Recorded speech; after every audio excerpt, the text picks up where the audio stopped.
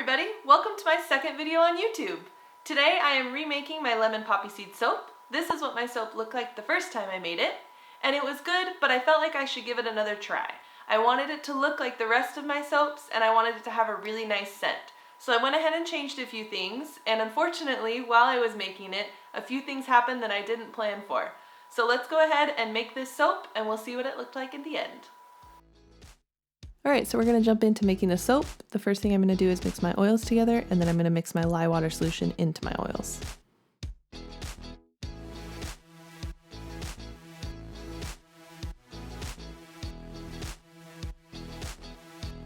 When I mix my lye water solution into my oils, I pour it down the neck of the stick blender to try and reduce the amount of air bubbles that get into my oils. I realized in my last video I strained out my lye because the crystals were on top, but once I use the stick blender, it breaks up the crystals and disperses them anyway, so I didn't really need to strain it.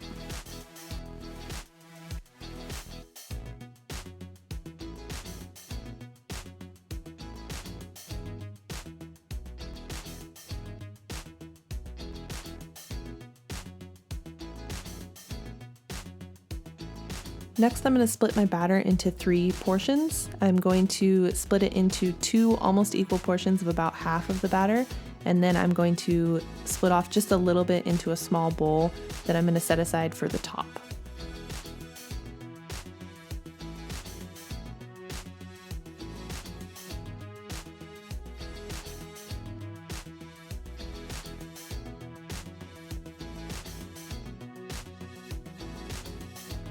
So the goal for this soap is to have 2 almost equal layers, one being white, one being yellow. So the first portion of this soap I'm going to dye with Firefly Mica from Nurture Soap.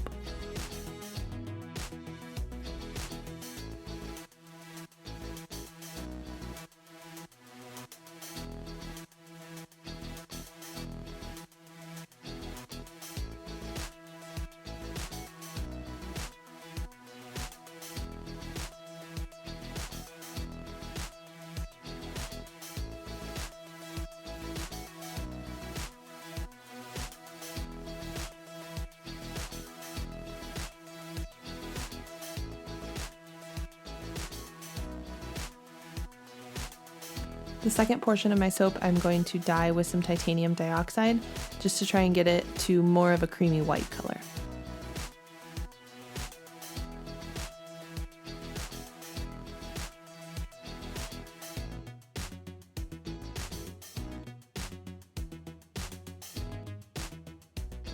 The third portion that I have set aside for the top, I'm going to dye with activated charcoal.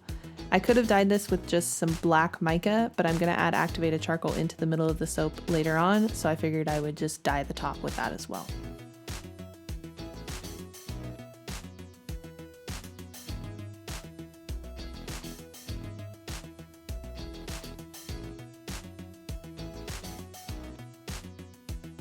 The fragrance oil that I'm going to be using for this soap is Lemon Verbena Yankee Type from Brambleberry.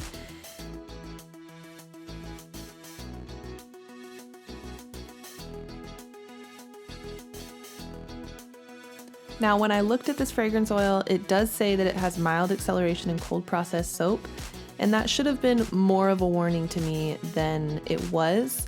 I went ahead and mixed my fragrance oil in and then mixed in some poppy seeds, and when I mixed the poppy seeds in, I was afraid that they weren't going to suspend in the soap the way I wanted, so I did stick blend this. And then, unfortunately, something you never want to do in soap making, I had to step away from my soap for a second, and when I came back, it was thick. So I had to immediately pour it into my mold, and unfortunately that meant that in the corners of my mold at the ends, I did get some air bubbles once I unmolded this soap. It's okay, it's just the end pieces, and once I cut them and beveled them, they look fine. So it's all right, it's not perfect, but it'll work.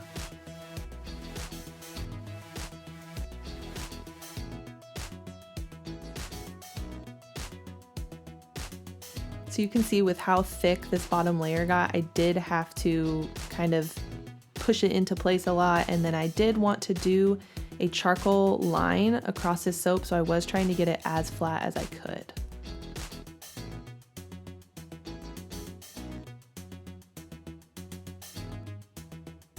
So now I'm gonna go ahead and sprinkle some activated charcoal on top of this.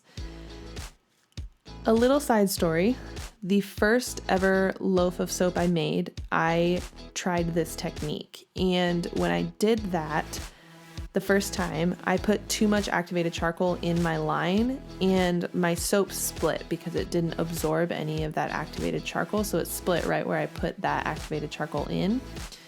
On this one, I was a little bit worried about that because that bottom layer was so firm. I was afraid that they weren't going to mend. Thankfully, everything was fine, and they did, and it hasn't split yet, so we're good.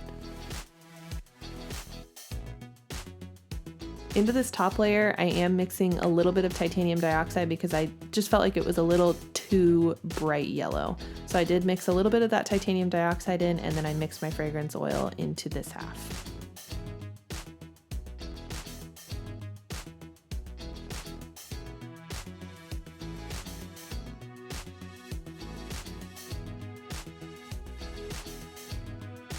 So after I pour my yellow layer in, I'm going to pour my black thin layer of soap on top, and I'm going to kind of move the mold around to make sure that the soap covers the entire top of the loaf.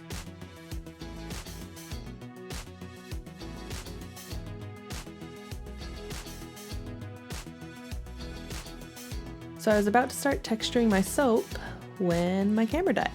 But that's okay because this part went very wrong. So let's go ahead and take a look at what the soap was supposed to look like. This is my drawing of the soap, and you can see on the side where it says top, that's what I wanted the top of my soap to look like. I was planning on doing a textured top, and once I kind of dug in with my spoon, you would see the yellow soap underneath and it would leave ridges of black. This is what I got instead. Unfortunately, my yellow layer underneath thickened up so much and my top layer was still way too thin that when I had to dig into the yellow soap, all of my black soap just kind of ran around. So it didn't look great, but I was hoping that it would be okay once I cut into it, made it into bars, everything would be fine. Then I sprayed some alcohol on top, which helps to eliminate any ashing on top of your soap. And I don't know exactly what happened. I'm assuming it had some sort of chemical reaction with the activated charcoal, but it made my soap wrinkly. So now my soap had deep gashes in it, it had black soap running all over, and the black soap was wrinkly.